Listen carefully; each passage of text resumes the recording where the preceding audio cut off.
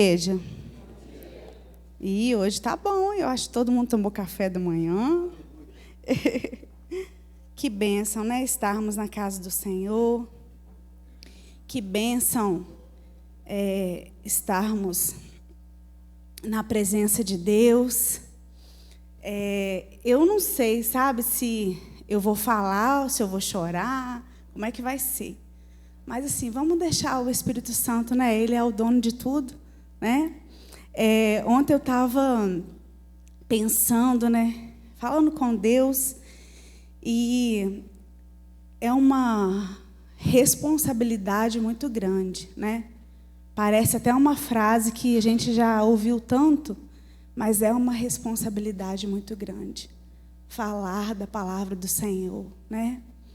E eu pensando ontem, o Senhor me trouxe a lembrança, há muitos anos atrás, não vou falar qual não, porque vocês vão descobrir a minha idade. Mentira, eu tenho 40 anos, todo mundo já sabe. E Deus me trouxe a memória lá em Alto Jequitibá. Os meus pais, eles eram zeladores de um ponto de culto, né? Que hoje se tornou a 4ª igreja presbiteriana em Alto Jequitibá. E nós estivemos lá durante 17 anos e meio. E se formou uma reunião de oração, sabe, naquele lugar, um lugar muito simples. Eu me lembro, e ontem, assim, Deus trouxe à minha memória, assim, detalhes. Tinha uma mesa bem pequena, a metade dessa mesa, bem pequena, de madeira. E eu e uma amiga minha, que provavelmente também está assistindo, né? A gente estava sempre ali envolvido com o coral da igreja, né? Estava sempre ali no meio dos adultos. Então, quando se formou essa reunião de oração, eles nos convidaram para que a gente trouxesse uma pequena meditação. E aí eu lembrei do Cada Dia. Quem que conhece o Cada Dia? É uma bênção, né? E aí eu falei assim, eu vou usar o Cada Dia. E aí a gente trouxe isso eu tinha 10 anos. E ontem, quando Deus trouxe isso ao meu coração, veio um alento muito grande, que eu fiquei pensando assim, poxa, Senhor, né, eu nunca ministrei na igreja presbiteriana, mas aí Deus me trouxe a lembrança que sim. E eu deixei aí no banco, para vocês, uma casinha, né?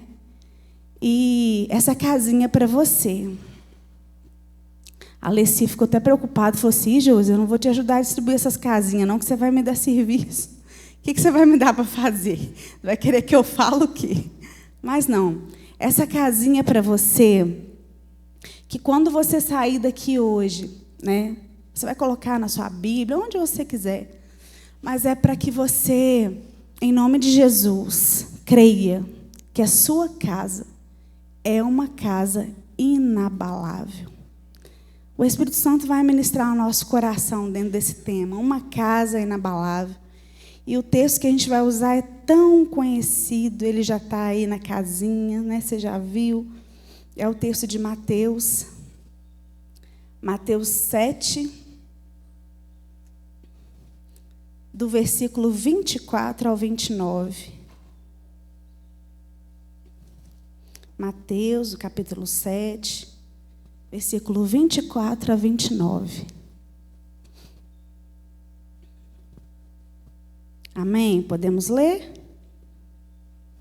Eu espero. Pode procurar com calma. Mateus 7, 24 a 29.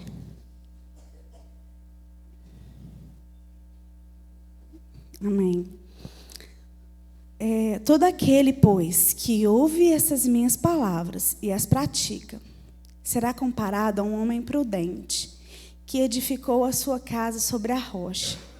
E caiu a chuva, transbordaram os rios, sopraram os ventos, e deram com ímpeto contra aquela casa, que não caiu, porque fora edificada sobre a rocha. E todo aquele que ouve essas minhas palavras e não as pratica, será comparado a um homem insensato, que edificou a sua casa sobre a areia. E caiu a chuva, transbordaram os rios, sopraram os ventos e deram com ímpeto contra aquela casa, e ela desabou, sendo grande a sua ruína. Quando Jesus acabou de proferir essas palavras, estavam as multidões maravilhadas da sua doutrina, porque ele as ensinava com quem tem autoridade e não como os escribas. Amém. Aonde você construiria a sua casa? A casa dos seus sonhos. Quando a gente pensa em construir, a gente pensa em tantas coisas, né? A gente sonha com o melhor lugar, a gente sonha com o melhor terreno, a gente sonha com os detalhes, com as cores, com o tipo de piso. A gente sonha com os detalhes do acabamento, certo? Enfim, a gente sonha com o melhor para a nossa casa. E sonhar é maravilhoso, né? Estar nesse ambiente de sonho, de projeto, é maravilhoso. E Deus, Ele deseja colocar no nosso coração, né? Deseja que o nosso coração ele seja envolvido por um desejo maior em formar e manter a nossa família. Nós somos desafiados nesse tempo onde tudo é tão descartável, né? É mais fácil abrir mão do que trabalhar e se empenhar para reajustar, para reconstruir, para renovar cada dia e fortalecer os laços. É mais fácil deixar de lado, né? E nós vivemos esse tempo em que tudo é descartável. Eu não preciso manter, não há necessidade. Me aborreceu, está demais, eu vou para frente, eu vou mudar, eu não quero mais, eu não vou mais investir, né? Estou gastando tempo, né? Nós vivemos assim. E existem muitos sentimentos em nós e na outra pessoa, né, em quem nós convivemos, que nos impedem de ter e viver em família. Tem muitos. Mas eu vou listar 3, que eu acho que são, assim, os mais graves, sabe? Que nós, infelizmente, nós às vezes nutrimos. Primeiro é a falta de amor. A falta de amor num relacionamento, ela faz com que esse relacionamento esteja em ruína. A gente só conhece o amor verdadeiro, a gente só tem esse amor para dar, para compartilhar, se a gente recebe Jesus no nosso coração. Do contrário, nós não conseguimos amar verdadeiramente. Dizer eu te amo é muito fácil, né? Escrever é muito fácil. Mas entender o que é o amor, nós só entendemos quando nós entendemos e recebemos o amor de Cristo por nós. O amor de Cristo é um amor que não olha os nossos defeitos. O amor de Cristo é um amor que se doa a nós, mesmo que nós não mereçamos. Esse é o verdadeiro amor. Então, essa falta de amor, né, gera a destruição do nosso relacionamento na família, com os nossos filhos, né, com os nossos amigos. E também a falta de perdão. A falta de perdão, ela vem por causa da falta de amor. Onde não há amor, não existe perdão. Nós estamos sempre no lugar de cobrança, né? A gente está sempre no lugar da amargura, do rancor. A gente não é capaz de perdoar se não temos o verdadeiro amor. E aí eu queria pedir aos irmãos que abrissem comigo em 1 Timóteo, no capítulo 5. 1 Timóteo 5, no versículo 8.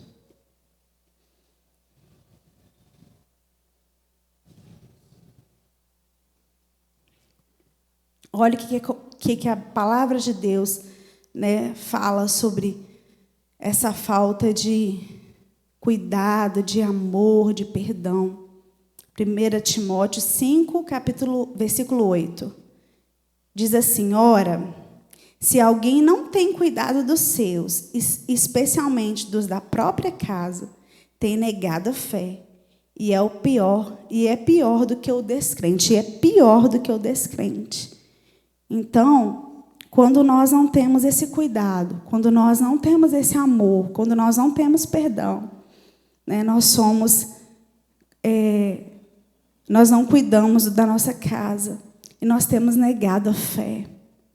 Se Deus nos ensina que nós devemos viver em amor, né, que nós devemos transbordar em perdão, se nós não estamos assim, nós estamos negando a fé que nós professamos em Cristo Jesus.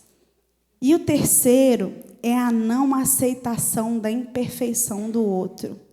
Isso é difícil, gente, né? A gente, vamos lembrar aí, né? Tem gente que não casou ainda, né? Tem um povo aí que não casou ainda.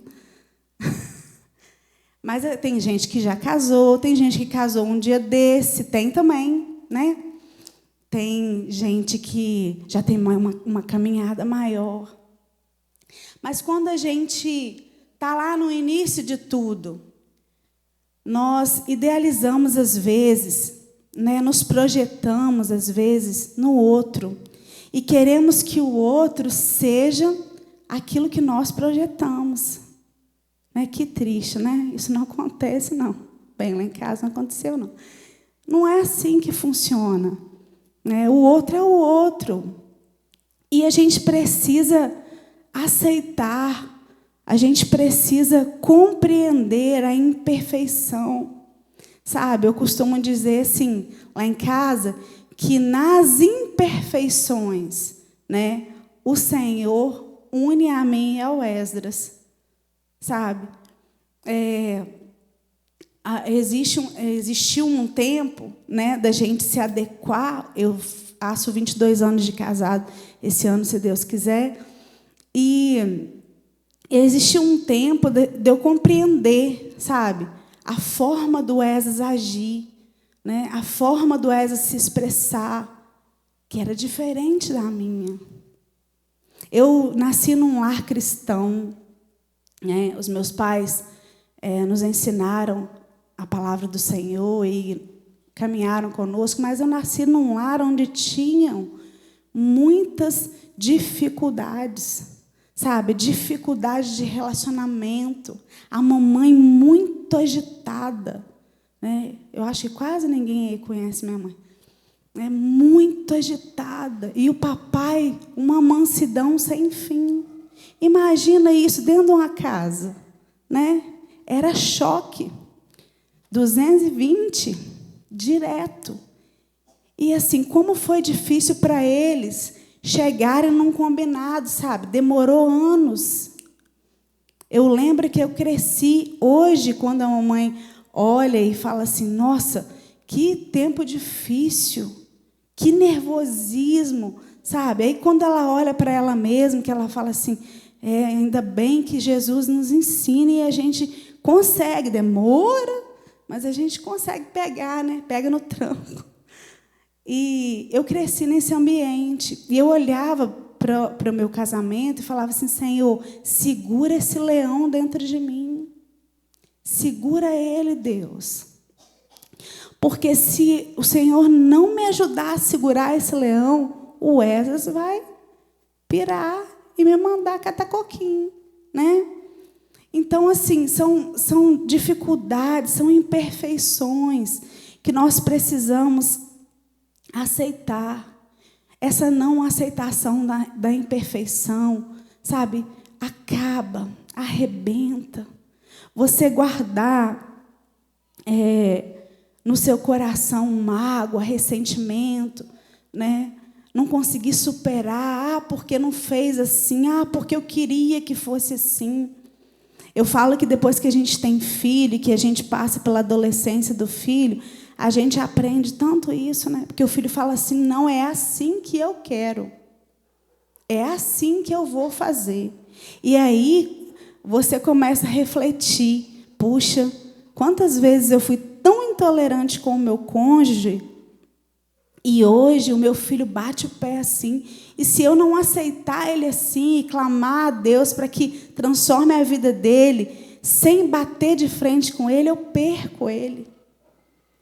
Então não adianta, o amor precisa reinar aí. Vamos abrir mais um texto, Hebreus 12. Hebreus 12, 14 e 15. Está pertinho aí, só passar um pouquinho para frente. Hebreus 12, 14 e 15. É um texto muito conhecido também. Olha só o que diz a palavra de Deus. Hebreus 12, versículo 14 e 15. Segui a paz com todos e a santificação, sem a qual ninguém verá o Senhor, atentando diligentemente, porque ninguém seja faltoso, separando-se da graça de Deus, nem haja alguma raiz de amargura que brotando vos perturbe, e por meio dela muitos sejam contaminados. Quando nós não aceitamos a imperfeição do outro, geralmente nós não temos perdão, né? Nós não conseguimos perdoar, nós carregamos isso, nós levamos isso para a nossa vida. E as pessoas ao nosso redor, os filhos, né, vão sendo contaminados por essa mágoa, por esse rancor, por essa amargura. E assim não existe um relacionamento saudável. Vivemos uma família adoecida, uma família que precisa urgentemente rever os seus posicionamentos, retornar ao amor de Deus. Em tudo que é importante na nossa vida, a fé, a saúde, a nossa carreira, o emprego, a liberdade, nós investimos, mas muitos têm se descuidado do grande valor da família. Eu li um texto do pastor Roberto sobre família essa semana, e a última frase do texto diz assim: família não é apenas importante, é o mais importante. Ah, queridos, num tempo onde a gente vê uma família tão massacrada, sabe? Num tempo onde a gente vê uma família tão descuidada, num tempo onde todo mundo quer abrir mão, onde todo mundo quer deixar, onde todo mundo não quer suportar, nós somos chamados à diferença. Nós somos chamados por Cristo a rever, a repensar, a fazer o caminho de volta. Sabe, eu espero que nessa manhã, assim como o Espírito Santo ministrou o meu coração, o Espírito Santo gere em nós, em nossa família, esse desejo de voltar, esse desejo de repensar. Não há nada que Cristo não possa refazer. Não há nada que Cristo não possa restaurar. Ele só espera que eu e você tomamos a decisão de se entregar, a decisão de se abrir. Não deixe, querido, que seu coração seja endurecido pelas palavras desse mundo. Não deixe que o seu coração seja tomado pelas mentiras desse mundo. A nossa família é uma bênção. Nós podemos fazer do nosso lar uma bênção. E nós podemos, isso é o mais maravilhoso, através da nossa família, através do nosso lar, ministrar a quem está ao nosso redor. Nós não estamos falidos, nós estamos em Cristo. Amém?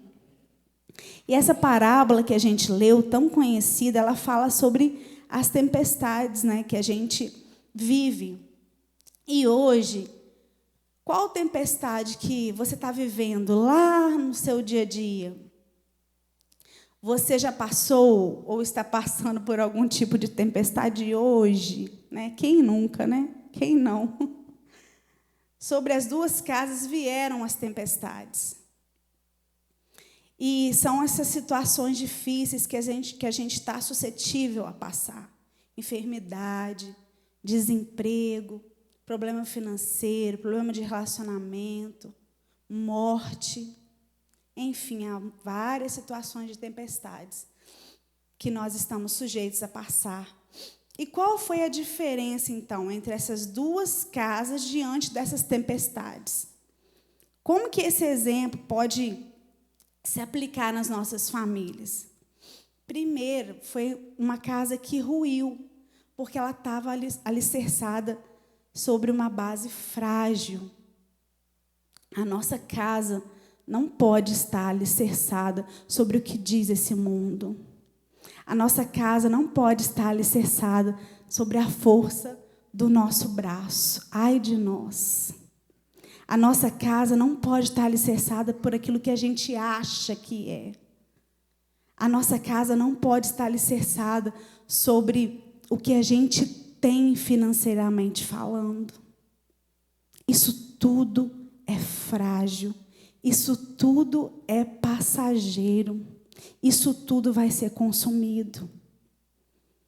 Não alicerce a sua casa sobre coisas neste mundo temporal. A outra, ela permaneceu inabalada, pois tinha fundamentos construídos sobre uma base sólida.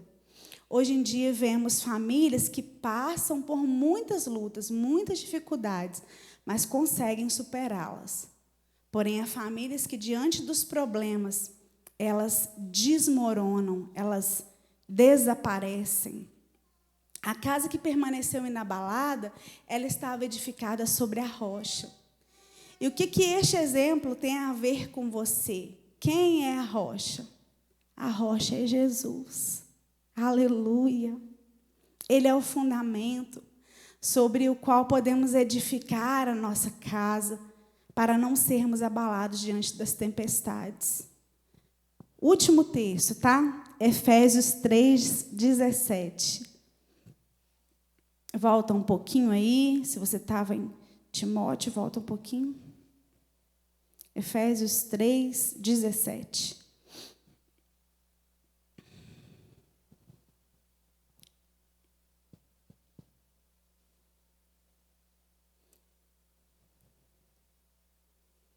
Efésios, capítulo 3, versículo 17, diz assim: E assim, habite Cristo no vosso coração, pela fé, estando vós arraigados e alicerçados em amor. Aleluia. Na prática, baseado nesse verso que a gente leu, o que é necessário, então, para a gente viver uma verdadeira estabilidade? Eu falei para o Wesley assim, quando eu for ministrar, eu tenho que dar três coisas ruins, lembrei do pastor, e depois eu tenho que falar as coisas boas. Então, vamos lá para as coisas boas agora, amém? Amém? Então, tá, o que a gente precisa, então, para viver essa verdadeira estabilidade? Primeiro, né, eu já venho falando, né? Jesus precisa habitar dentro da nossa casa. Jesus precisa habitar dentro do nosso coração. E esse habitar não é só falar, é fazer com que Deus realmente faça do nosso coração essa habitação. Deus deseja tomar todo o nosso coração, todo o nosso entendimento, toda a nossa vida.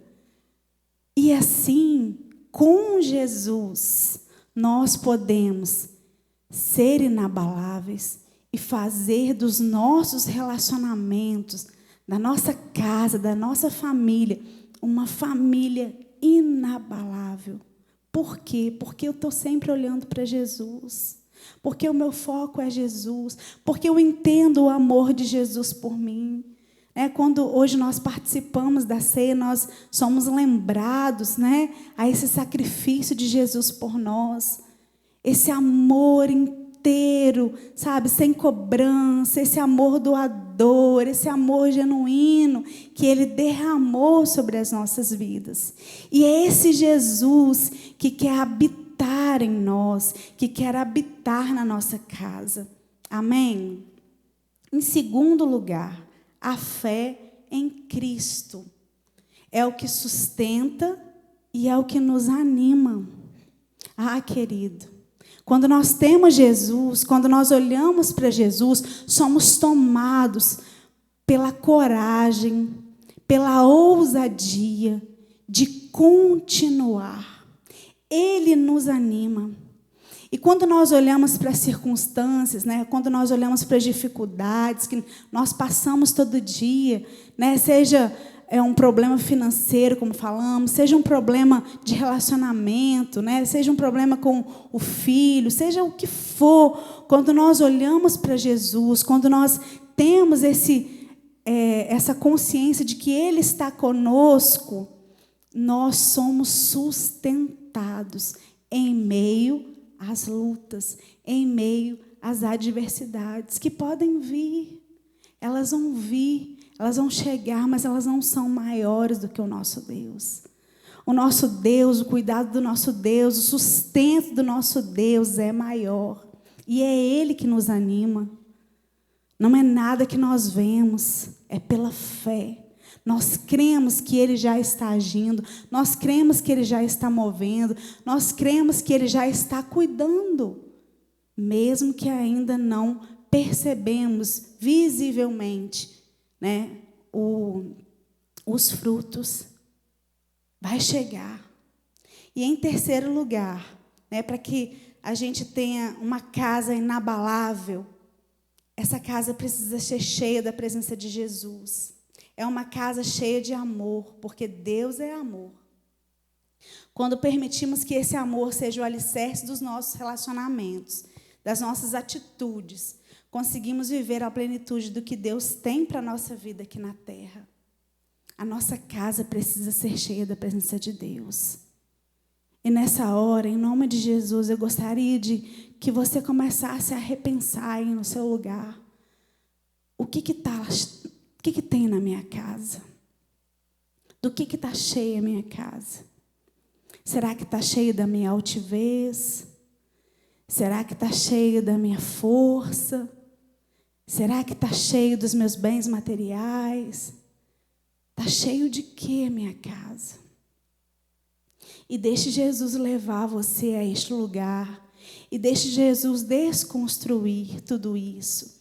E construir em você um lugar novo, um coração novo, uma fé renovada, uma fé abundante, em nome de Jesus, para que assim todos à sua volta seja tocado, seja alcançado, né? Não espere pelo outro. Jesus fala comigo, com você nessa manhã, que a nossa casa seja inabalável, que o nosso amor seja transbordante e que o perdão seja abundante em nome de Jesus. Querida, eu queria convidar você a se colocar de pé. E eu queria que você fechasse os seus olhos. Não se preocupe com as pessoas que estão ao seu redor. Se derrame na presença de Deus nessa hora. Sabe, Deus deseja transformar as nossas vidas. Deus conhece você. Deus conhece a sua dificuldade. Deus sabe do que eu e você precisamos. Ah, querido, não há nada oculto ao Senhor. Por isso, nessa hora, se derrame na presença dEle. Fala para Jesus: Jesus, eu não quero estar cheio dessas coisas. Eu quero me encher de Ti, Senhor. Eu quero me voltar para Ti, Deus. Oh, Senhor, grande é o Teu nome, Senhor. Oh, Deus, nós amamos a Tua presença. Nós te agradecemos, Senhor, porque o Senhor nos instrui. Nós te agradecemos, Senhor, porque o Senhor nos fez e o Senhor tem cuidado de nós. Oh, Deus, obrigada, Senhor, porque até aqui, Senhor, grandes coisas o Senhor fez por nós durante essa caminhada. Oh, Deus, quantas coisas nós já vivemos, quantas experiências, às vezes dolorosas, Senhor, nós passamos. Ó Deus, às vezes tempos tão difíceis, às vezes tempos que nós ouvimos tantas mentiras, que não somos capazes, que não vamos alcançar, que não temos condição. Ah, Deus, mas Tu és o Senhor que transforma todas as coisas. Tu és o Deus que faz novas todas as coisas. Aleluia. E nessa manhã nós Te agradecemos, Senhor, porque mesmo em meio a todas essas mentiras, a todas essas dificuldades, às vezes, Senhor, amargura, às vezes, Senhor, falta de amor, às vezes falta de compreensão, Deus, que nós vivemos. Ó Deus, mesmo em meio a tudo isso, o Senhor vem nos carregando pela mão. O Senhor vem nos alcançando, Senhor. Ó Deus, e nessa manhã, Deus, nós estamos diante da Tua presença e queremos, Senhor, realmente apresentar a Ti o nosso coração. Queremos apresentar a Ti a nossa mente. Pedir, Deus, que o Senhor venha trabalhar em nós. Ó Deus, se existe em nós, Senhor, falta de perdão. Ó Deus, se existe em nós falta de compreensão, Senhor. Ó Deus querido, que o Senhor possa, Senhor, estar em nome de Jesus, tirando das nossas vidas nessa manhã e enchendo-nos, Senhor, com o Teu amor. Deus, que nessa manhã nós novamente possamos nos voltar para Ti. Que nessa manhã, Senhor, novamente nós possamos, Senhor, retornar ao amor do Senhor. Que nós possamos, Senhor, em nome de Jesus, ser relembrados, Senhor, do amor grandioso que Tu tens por nós, Senhor. E que nós possamos nos derramar na Tua presença e deixar o Senhor limpar, e deixar o Senhor transformar, deixar o Senhor, Deus, reagir em nós, Senhor, trazendo, Senhor, em nome de Jesus, os frutos do Teu Espírito Santo. Que nós sejamos cheios de Ti, Senhor, em nome de Jesus, nessa manhã. Ó Deus querido, alcança, Senhor, a nossa família. Alcança, Senhor, os nossos filhos, Deus querido. Ó Senhor, nós pedimos, Senhor, e colocamos diante do Teu altar. Ó Deus, que nós sejamos instrumentos de paz, que nós sejamos instrumentos de amor, Senhor. Que todo dia, Senhor, o Senhor possa nos ensinar, Jesus, para que nós possamos, Senhor, transmitir aos outros ao nosso redor. Sustenta-nos, Senhor. Nós somos Teus, Senhor, para o Teu louvor, Senhor, para a honra e glória do Teu nome, Senhor. Muito obrigada, Deus, pelo que o Senhor já tem feito, pelo que o Senhor começou a fazer hoje, Senhor. Muito obrigada, porque nós cremos, Senhor, que nós veremos, Senhor, os frutos do Senhor em nós. Em nome de Jesus, em nome de Jesus. Amém.